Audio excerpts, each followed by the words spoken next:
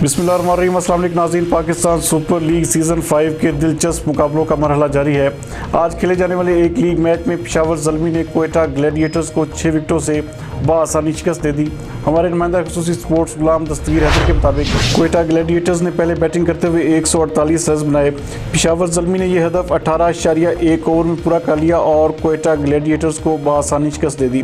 नाज़रीन, आपको एक बार फिर बताते चलें कि PSL के लीग मैच में पेशावर ज़ल्मी ने क्वेटा ग्लैडिएटर्स को 6 विकेटों से शिकस्त दे दी है। क्वेटा ग्लैडिएटर ने पहले बैटिंग करते हुए 148 रन बनाए, जबकि पेशावर ज़ल्मी ने यह हदफ 18.1 ओवर में पूरा करके क्वेटा ग्लैडिएटर्स को बआसानी शिकस्त दे दी।